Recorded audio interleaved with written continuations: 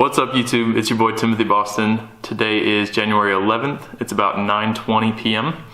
I woke up pretty late today. I didn't wake up till about 6 p.m. mainly because I didn't go to bed till like 7 or 8 a.m. But I was able to get about 10 hours of sleep and I really needed it. So I feel really good. This morning I made 2 cups of coffee and then 4 eggs, 2 pieces of bacon, and a slice of toast for breakfast. So I'm feeling full, I'm feeling good. I'm about to head to the gym. Today is going to be back and bicep day with a focus on strength, specifically in my deadlift.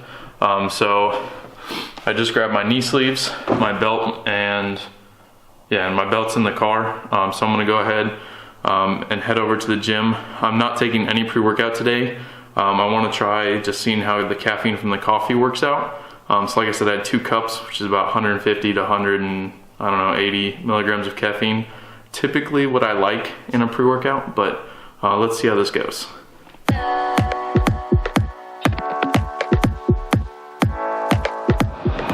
Alright, to start this workout, I'm going with deadlifts, and I'm not doing a voiceover for this video. I'm gonna do kind of like a on-screen commentary before every lift or every exercise that I do for this workout. So I'm starting right here with the deadlift. I warmed up with 2 sets of 10 at 135, and then I did 5 reps at 225, 5 reps at 315, and I'm going into my working sets at 405 for the day.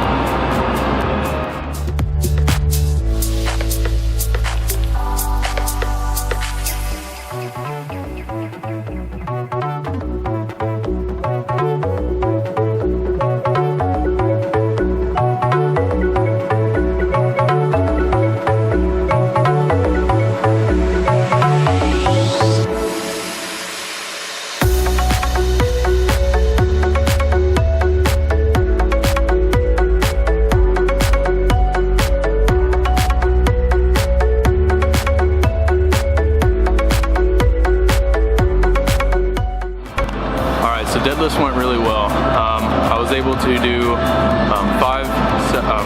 4 sets of 5 reps, and I started at 405, and I did 405 for 2 sets, and then I bumped up 10 pounds, so I did 415 for 5 reps, and then I finished it off with 425 for 5 reps as well. So overall I feel really good. I felt like I could have gone a little bit higher, but with taking 2 weeks off, now about a week ago, I don't want to risk like hurting or injuring myself where I'm gonna have to sit out for longer. So I'll wait till next week to try to go heavier. But now I'm moving on to the lat pull down machine. I'm gonna use the single arm grip, and all I'm gonna be doing is I'm gonna be doing single arm pull downs, and I'm gonna be sitting on the bench sideways. So instead of like underneath where your knees are typically locked in, I'm gonna be sitting with my arm on each, like my arm resting on it on each side, and I'm gonna be pulling down like this, and then I'm gonna be rotating on my way down, kind of like a reverse Arnold press.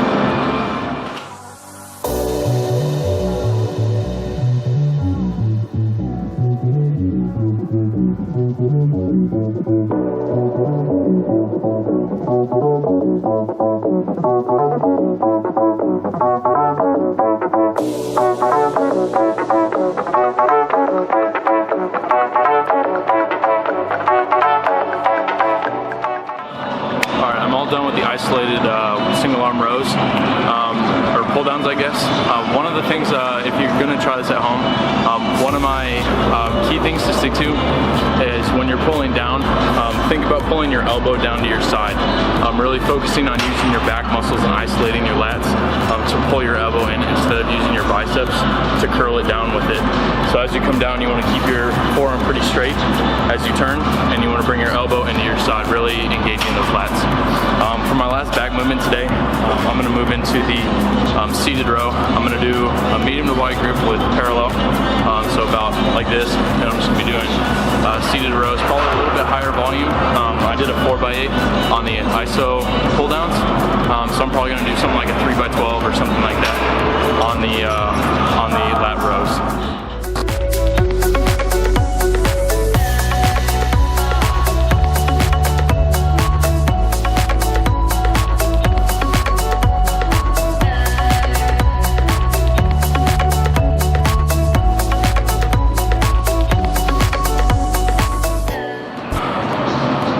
just finished the seated rows. Felt really good. When you have your arms, your hands parallel, and you really bring your chest up and you bring your elbows back as far as you can, you really get a good flex on your lats. So that was awesome. A great last workout for back this good last exercise for back this workout. Next I'm going to move into some bicep movements. I'm only going to do 2. I'm starting to get pretty tired. I'm going to do the cable rope curls. So I'm just going to grab the curl and I'm going to progressively go through these.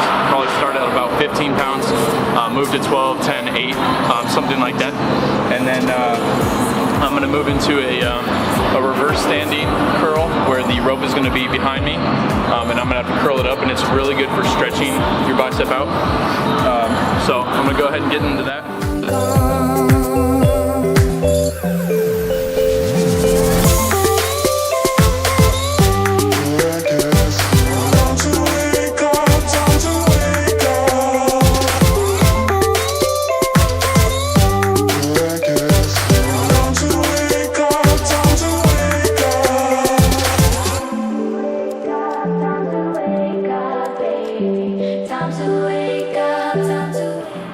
So what I want to touch on is the fact that I'm a power lifter, but I'm also a bodybuilder.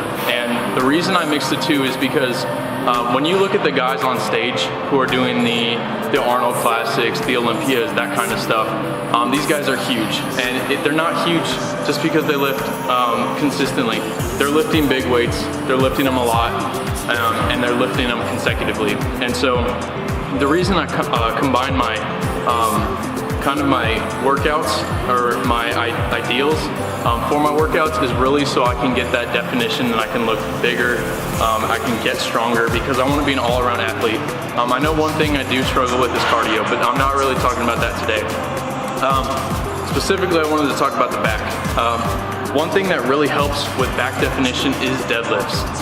It's gonna fill your back out. I know everybody wants that V taper and everybody, you wanna look as wide as possible, but if you don't have any lower back, what is it tapering to? You're tapering down to a skinny waist.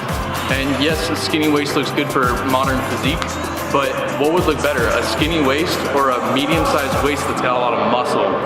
So when you really focus on your deadlifts, you're gonna be working on your hamstrings, you're gonna be working on your glutes, you're gonna be working on your lower back, and you're gonna be working on stabilizing muscles all over your body, in your arms, your shoulders, your upper back, everywhere. And so when you're doing heavy deadlifting, you're gonna build that strong core in your back and your front. You're gonna really use the stabilizing muscles everywhere, and it's gonna help you create an overall physique that really looks well put together. Not only with deadlifts, I'm talking about squats, all the powerlifting movements as well. I will say one movement I stick away from is the snatch, just because of injury. Because I'm a powerlifter slash bodybuilder, I stick away from the snatch just because I know my technique's not very good and I'm not trying to hurt myself for all the other lifts I do. And when it comes down to it, I don't snatch. I don't do any contests that have snatches, so there's really no reason for me to do that. I have deadlifting in my routine and I have the overhead shoulder press. That's enough for me. In my mind, it's the same movements as a snatch, but I know they're completely different, so don't go crazy. That's just the tangent I want to talk to you guys about today. I hope you guys enjoyed this video. Feel free to give me a like, and I will see you guys in the next one.